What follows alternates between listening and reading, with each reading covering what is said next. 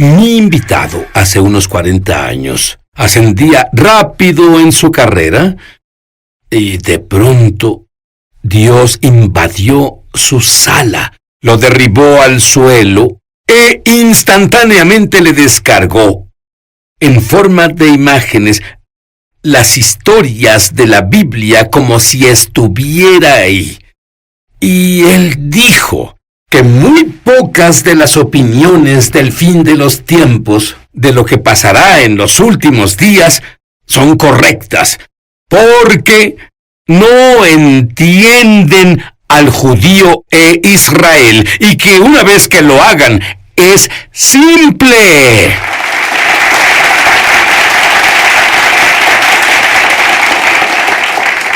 Yo protesto. ¿Por qué protesto? Porque el Dr. Richard Booker tuvo tal experiencia sobrenatural con Dios.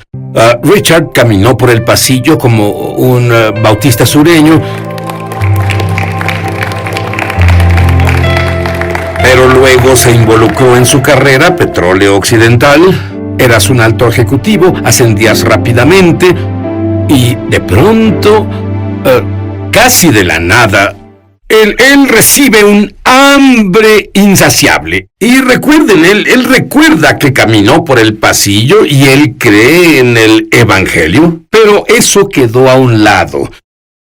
Y de pronto tiene hambre de Dios. Y dime sobre el día en que Dios respondió a tu hambre. Bueno, sí, Dios es tan maravilloso. Y yo no tenía una Biblia, pero debía tener una. Fui invitado a un estudio bíblico por mis amigos de negocios. Y tuve que ir a algo llamado una librería cristiana a comprar una Biblia. Y fui a casa y comencé a leer Levítico. ¿No lo hacen todos? Es suficiente para detenerte, justo en la pista. Pero verás, el diablo mantiene a las personas fuera de Levítico porque es la base del Evangelio en el Primer Testamento. Pero aún así comencé a leer Levítico. Luego comencé a estudiarlo. Soy estudiado, sé cómo estudiar, pero luego obtuve una de esas concordancias. Y la Biblia dice: si buscan a Dios con todo su corazón lo encontrarán, te encontrarás con él tarde o temprano. Y un día, en 1974, al estar estudiando Levítico, tuve un encuentro con Dios, que fue como si estuviera en el camino de Emaús, donde Jesús se apareció a 2 de sus discípulos. ¿Sí? ¿Qué estás discutiendo? Debe ser la única persona en Jerusalén que no ha oído sobre las cosas que pasaron ahí en los últimos días. ¿Qué cosas? Las cosas que le pasaron a Jesús de Nazaret. Él era un profeta que hizo milagros poderosos. Fue como si el Espíritu Santo me dejó ser un tercer discípulo para oír lo que Jesús dijo. Está escrito por Moisés y todos los profetas. Moisés dijo una vez que habría un profeta mayor que él, y yo soy ese profeta. Y Dios, instantáneamente y dramáticamente, descargó en un segundo celestial, sea lo que eso sea, la Biblia entera en mi ser entero. Y tenemos 66 libros en la Biblia. Es decir, fue como 66 bombas explotando en mí. Literalmente pensé que moriría. Me escondí debajo de mi escritorio. ¿Sabes que los humanos hacemos cosas tontas? Dios no puede encontrarme aquí. Me escondí debajo de... Y tu esposa tuvo la misma crianza que tú. ¿Y qué pensó cuando ella te vio tirado en el suelo? Sí, tengo entendido que no podías caminar sin nada excepto gatear en 4 patas. Me escondí bajo mi escritorio y rogué a Dios que no me mostrara más. Pensé que explotaría. El ser humano no puede soportar demasiado del Creador, ¿cierto? Bueno, pero no pude caminar por un rato. Me arrastré por la alfombra, tratando de llegar al sillón con cada onza de energía que pude. Y arrastrarme, subí al sillón, rodé en él, y solo me quedé ahí por horas, hasta que el peso de la gloria de Dios se levantó. Y Juan el Bautista dijo que Jesús los bautizará con el Espíritu Santo y con fuego. Sí, mis manos estaban en fuego y se quemaban, estaban tan calientes. Bueno, yo era un bautista, no sabía qué hacer. Esto no debió pasar así, pero me pasó a mí. Y puse mis manos bajo el grifo, pensando que el agua enfriaría mis manos. No ayudó nada, el fuego estaba dentro. Esto cambió mi vida dramáticamente. Sid, cuando esto a la Biblia entera, las personas no saben que la Biblia es un libro de imágenes. Y toda la Biblia hebrea, lo que los cristianos llaman el Antiguo Testamento, solo es una imagen de una persona. En un rompecabezas, lo primero que ves es la imagen, y eso te dice cómo debe verse. Yo incluso viendo la imagen tengo dificultades poniendo las 1000 piezas juntas. Exacto. Bueno, seguido, los cristianos leemos estas historias tal vez en la Biblia o tal vez en la escuela dominical, y oímos estas historias, pero en realidad no se conectan.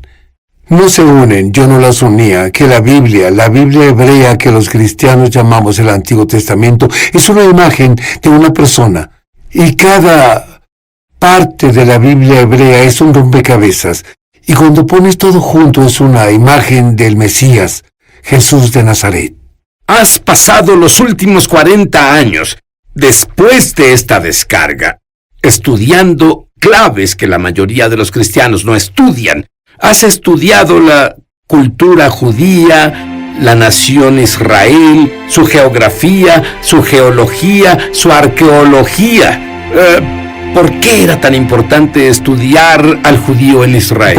Porque sí, lo que tenemos es una Biblia que es un libro del Medio Oriente. Pero aquí vivimos en el occidente del mundo y tratamos de entender la Biblia como si fuera de un seminario teológico occidental. Bueno, Jesús fue y es y siempre será un judío.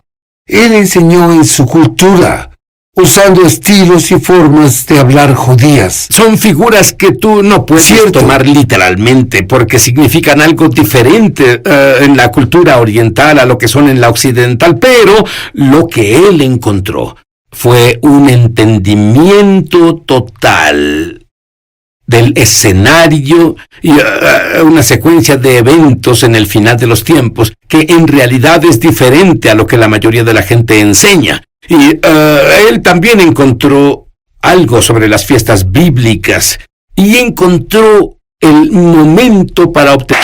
De acuerdo. Ahora, tengo muchos amigos, por supuesto siendo judío, que celebran las fiestas judías. Pero Richard dice que las fiestas no solo son las fiestas judías, son las fiestas bíblicas. Sí. ¿Y por qué hoy es tan importante para un cristiano celebrar y ser y entender estas fiestas? Bueno, no puedes entender la Biblia sin hacer esto, Sid. Primero que nada, no son las fiestas de los judíos, como dijiste. Estas son las fiestas del Señor. Dice, es muy claro en la Biblia, para todas las personas del pacto de Dios, por todos los tiempos, observar y celebrar. De hecho, en Levítico dice, Dios dice, estas son mis fiestas. Por eso dices las fiestas de Dios. Y Jesús era la realidad de estas imágenes. Él era la persona a la que señalaban las imágenes. Y Él fue crucificado en Pascua. Fue sepultado en lo de pan sin levadura. Fue resucitado en los primeros frutos. Él envió al Espíritu Santo en el Pentecostés Shavuot. Y luego, por cierto, él mencionó la historia de la primera llegada de Jesús. Y si eres una persona judía y tú entendías las fiestas, no con el entendimiento rabínico de hace 2000 años, pero el entendimiento bíblico, no te hubieras perdido la primera venida de Jesús. Richard, esto es tan preciso. Cuando bajó esto en ti por primera vez, ¿qué te pasó? Me volví loco de espíritu. El celo del Señor me consumió. Bueno, hablamos sobre Pascua. La Pascua. Bueno, viene de lo que los cristianos llaman la última cena o comunión. ¿Cierto? Y es en realidad tuvieron su primera comunión, donde Jesús lo explicó. Y tú dices que más milagros pasan cuando los creyentes toman la comunión que en otro tiempo. ¿Por qué es eso? Porque sí, la idea de ser un verdadero creyente es que tienes unión con Dios. El Espíritu Santo de Dios viene a vivir dentro de ti. Y la mejor ilustración gráfica de eso, visual, es cuando tomas la comunión. Comunión. Estoy en ti, tú estás en mí. Los dos nos volvemos uno. Y muchos servicios de comunión casi rayan en servicios funerarios, ¿cierto? Para ser amable. Pero el Señor dijo, ese es tiempo de que celebren el pacto de sangre, la unión que tienen conmigo. Dime una persona que mientras celebraban esto después de oír tu revelación, sanó. Bueno, había una mujer en Florida, recuerdo. Una piadosa y pequeña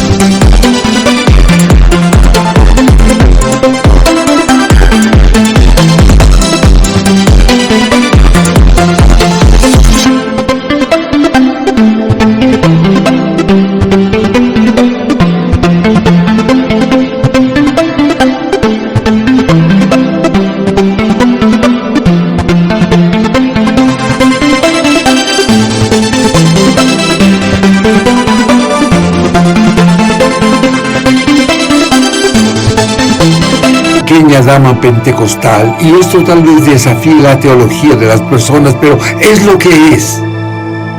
Y ella tuvo problemas cardíacos por años, Sid. Y durante este mensaje, mientras ella tomaba la copa y mientras ella tomaba el pan, esto es lo que anima a las personas a esperar milagros. Cuando tomas la copa y el pan, ella escuchó un ruido en su interior, una voz interna. Y ella pensó que era el Señor dándole una nueva lengua de oración. Pero al sonar más fuerte, ella distinguió que no era la voz del Espíritu de Dios. Era una voz fea. Y lo que pasó fue que mientras ella tomaba la copa y el pan, este espíritu metido en el órgano físico de su corazón, por años supongo, y cuando ella tomó la copa y el pan, ella sintió el espíritu salir de su corazón a través de su cuello, salió por las cuerdas vocales, por su boca. Ella fue sanada instantáneamente y liberada por tomar el pan y la copa. ¡Aleluya! El libro del Apocalipsis dice, el diablo es vencido por la sangre del Cordero y la palabra de nuestro testimonio. Y cuando volvamos, si en la primera fiesta se cumple tan específicamente la primera venida de Jesús, quiero ver sobre si hay tribulación, dónde es el rapto, es más, ver todas esas diferentes opiniones. Él pasó 40 años estudiándolo, fue descargado de Dios. Quiero oír lo que Dios le ha mostrado. ¿Y tú? Yo tengo mucho que preguntarle a Richard.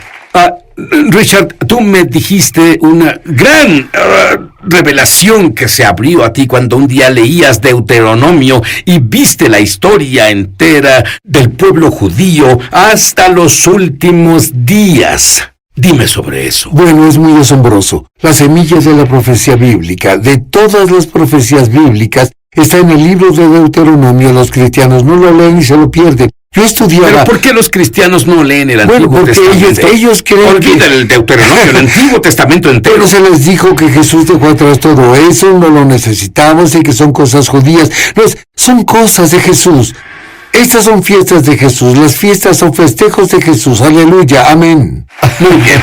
Y tú encuentras 10 puntos en el Deuteronomio. Explícalo. Bueno, en este libro, Moisés daba un sermón. Y es asombroso. Sí, él dio el futuro entero del pueblo judío desde entonces hasta la llegada del Mesías. Y esto es antes de que fueran una nación, antes de entrar a la tierra. Y leía esto y dije, por Dios, esto suena familiar. Esto suena como historia mundial y voy a checar si los profetas tenían algo que decir sobre esto. Bueno, por supuesto así fue, llenaron los detalles. Luego estudié la historia mundial para ver si esto se alineaba de una manera, y de esos 10 puntos, todo ha pasado en la historia mundial, exactamente como Moisés dijo. Hay 10 puntos que te llevan al regreso de Jesús. Absolutamente.